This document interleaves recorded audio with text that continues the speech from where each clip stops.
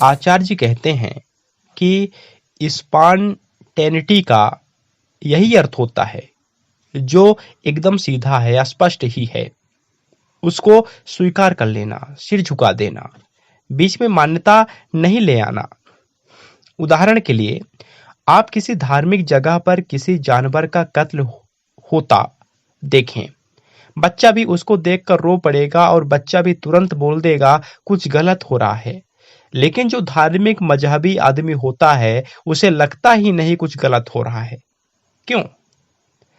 क्योंकि उसके और घटना के बीच में एक पूर्व निर्धारित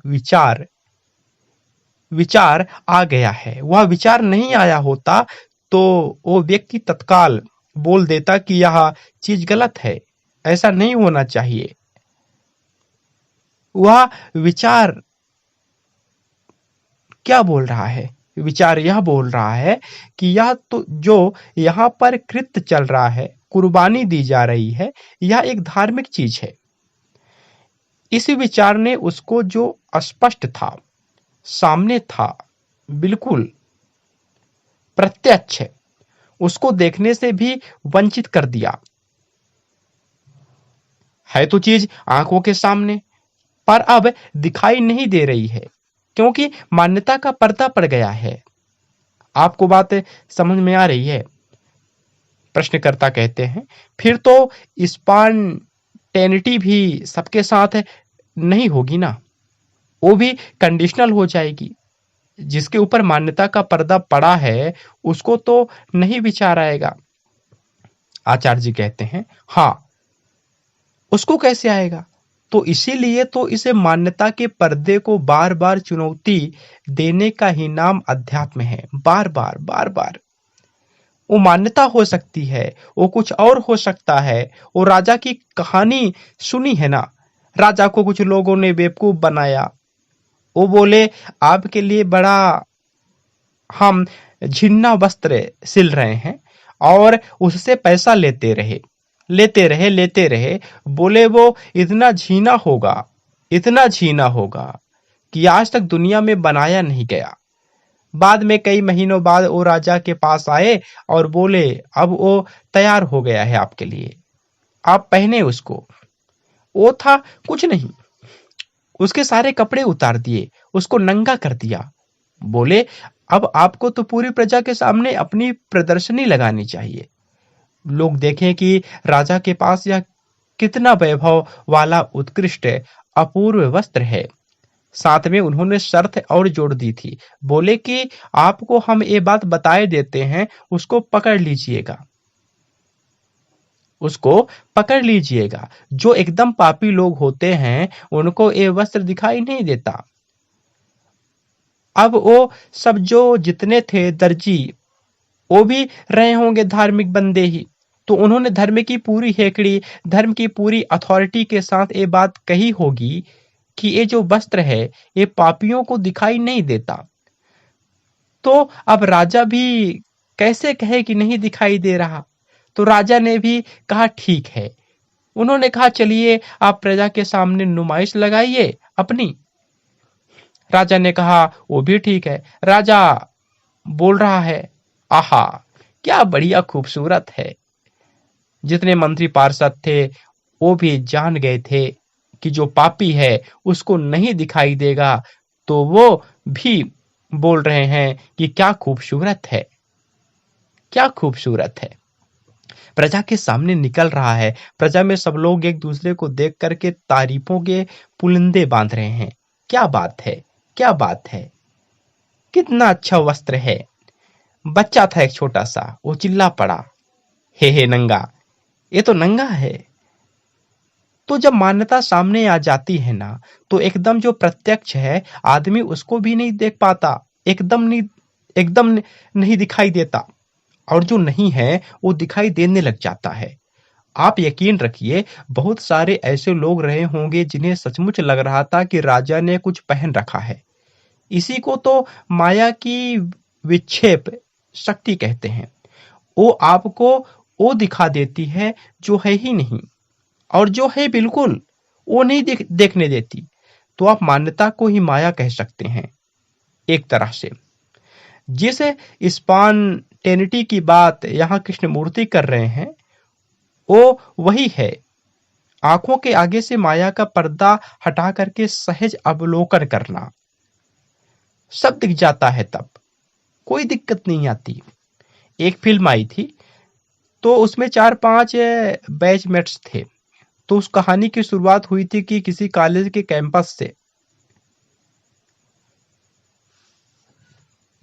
तो उसमें 4-5 बैचमेट्स थे, जिसमें से 4 पुरुष थे, एक महिला थी। जो कैंपस में लड़के लड़कियां हुआ करते थे। फिर कहानी आगे बढ़ती है, उनके घर का एक दृश्य दिखाया जाता है जिसमें जो चारों बैचमेट्स हैं, जो लड़के हैं, वो अपना सोफे पर बैठे हुए हैं। वो कुछ बातें कर रहे हैं, कुछ विचार विमर्श, हंसी ठट्ठा कर रहे हैं। मुझे ठीक से याद नहीं, कुछ बातें कर रहे हैं, सोफे पर बैठ गए हैं। और उन्हीं की बैचमेट से जो लड़की है वो पीछे खड़े होकर के कुछ चाय पानी खाना वगैरह बना रही है। तो आंखों से मान्यता का पर्दा हटाइए। तो उसको देखते ही मैंने कहा ये क्या हो रहा है, ये 4 बैठे किस आधार पर है और वो अकेली खड़ी किस आधार पर है। तो लोगों को ताज्जुब हुआ। लोगों ने कहा पर वो तो घर की महिला है, गृहिणी है। अब ये सब है तो वही तो चाय पानी बनाएगी ना। मान्यता जब आ जाती है तो आपको जो बहुत विकृत होता है वो भी अजीब नहीं लगता। वो चीज बहुत बहुत विकृत हो सकती है पर नहीं लगती अजीब। आप नहीं कोई विरोध करते, आपके भीतर किसी भी तरह के आश्चर्य की जरा सी भी लहर नहीं उठती। आप सती प्रथा पर जाइए, एक औरत जलाई जा रही है, किसी को कुछ अजीब थोड़ी लग रहा है क्या। स्पॉन्टेनिटी का गला घोंट दिया ना। कोई ऐसा व्यक्ति जो संस्कारित ना हो उस बात को सही मानने के लिए, जिसको आपने वो मान्यता न पहना रखी हो, आप उसको लेकर के आइए, वो चिल्ला उठेगा ये क्या कर रहे हो। पर वहां जो लोग खड़े हैं, 100-200 हो सकता है, 500 लोग खड़े हों, 1000 लोग खड़े हों, किसी को कुछ नहीं लग रहा, कुछ भी नहीं। हिटलर ने कितने मार दिए। अश्वित्ज सुना है, अश्वित्ज सुना है, लाखों में भी नहीं, मिलियंस में मार दिए। किसी को कुछ अजीब ही लग ही नहीं रहा था, क्योंकि मान्यता थी कि ये जो यहूदी लोग होते हैं ना, ये बड़े खराब होते हैं। इन्होंने ही जर्मन राष्ट्र का खून पी लिया और ये अनार्य भी हैं, हटाओ इनको यहां से। तो जब मान्यता सामने आ जाती है तो एकदम जो विभत्स और विकृत बात होती है वो भी आपको धारणा लगने लगती है, स्वीकार स्वीकार लगने लगती है। ऐसा लगने लगता है कि इन्हें स्वीकार कर लिया जाए, ये सही है, ये हो जाता है। तो वही मैं पूछ रहा था आपसे कि कुछ मान्यता का पर्दा हटा, जिन चीजों को आप नॉर्मल समझते थे वो थोड़ी असामान्य दिखनी शुरू हुई कि नहीं। और उल्टा होगा, देखिए, आंखों पर मान्यता का पर्दा होगा तो जो बात एकदम सहज होगी वो आपको बड़ी अजीब लगेगी, बहुत अजीब लगेगी। कोई सीधी बात है, कोई सीधी बात बोलेगा, आप कहेंगे कैसी बात बोल दी, क्या बोल दी, सीधी सी तो बात थी, उसने क्या बोल दी। और जो एकदम टेढ़ा टपरा कहीं कार्यक्रम चल रहा होगा, एकदम विद्रूप विभत्स, वो आपको लगेगा ये तो ठीक ही है, इसमें क्या है, इसमें क्या है, ये तो ठीक ही है ना, ये तो ठीक ही है। एक इंसान दूसरे इंसान को छू देगा तो अपवित्र हो जाएगा। किसी को आपत्ति हुई इससे सैकड़ों सालों तक, किसी को आपत्ति हुई इससे सैकड़ों सालों तक कि एक इंसान दूसरे इंसान को छू देगा तो अपवित्र हो जाएगा। इस बात से किसी को आपत्ति हो रही थी क्या सैकड़ों सालों तक? सबको लग रहा था ऐसा तो होता ही है, ये तो ठीक ही है, ये तो होता ही है, इसमें गलत क्या है। आप किसी आम आदमी से बात करेंगे, वो कहेगा तुम ही एकदम नए आए हो, बताओ ये तो चल रहा है सदियों से, इसमें गलत क्या है। और ये जो सत्यनिष्ठा होती है, the commitment to truth only, वो आपसे कहती है मुझे सुनना ही नहीं है कि कितने हजार सालों से चल रहा है, कौन कौन बड़े लोग इस बात को मान गए, कौन कौन से बड़े लोग इस बात पर सही का मुहर लगा गए, मुझे समझाओ। और मैं इस कोई पूर्वाग्रह ग्रस्त नहीं हूं, मैं समझने को तैयार बैठा हूं, बस आप मुझे समझा दो। बिल्कुल हो सकता है कि आप जो कह रहे हो वही ठीक हो, और आप जो कर रहे हो अगर वही ठीक है, और आप जो कर रहे हैं अगर वही ठीक है तो मैं सिर झुकाकर मान भी लूंगा, लेकिन समझा तो दो भाई, समझा तो दो। इस बात को अच्छे से समझिएगा, आपको जो कुछ भी नॉर्मल एब नॉर्मल लगता है वो सिर्फ और सिर्फ आपकी मानसिक स्थिति पर निर्भर करता है। माने आपको कौन से संस्कार पकड़ा दिए गए हैं, आपने किन विश्वास को, किन धारणाओं को पकड़ लिया है, वो चीज आपको सामान्य या असामान्य लगने लगती हैं। इसलिए मैं बार बार बोला करता हूँ, व्यवहारिक बुद्धि से बचकर रहिए, कॉमन सेंस से बचकर रहिए। आप आज ट्रेन में बैठते हैं तो क्या आप ये करते हैं कि आपके बगल में जो बैठा हो पहले उसकी जाति पूछें? बताइए, करते हैं क्या ऐसा? भाई, आपको आपका बर्थ नंबर बता दिया गया है, उसको बता दिया गया, आप बगल में बैठ जाते हैं।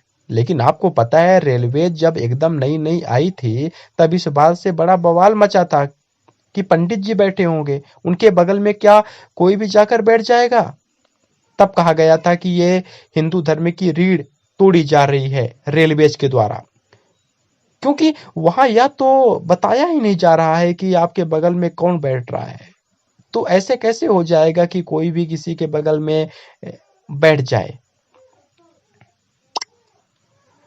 आज आप ये सुन रहे हो तो देखो आप कैसे इस पर मुस्कान दे रहे हो। आपको यह बात कितनी एब नॉर्मल लग रही है, पर तब यह बात लोगों को नॉर्मल लग रही थी।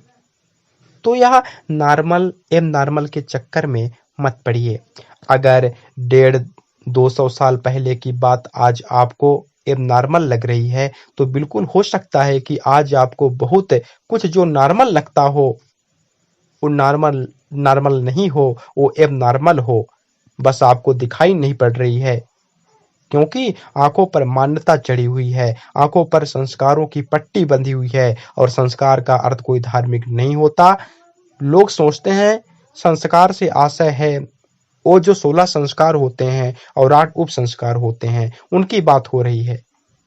हम कंडीशनिंग की बात कर रहे हैं, हम कंडीशनिंग की बात कर रहे हैं भाई।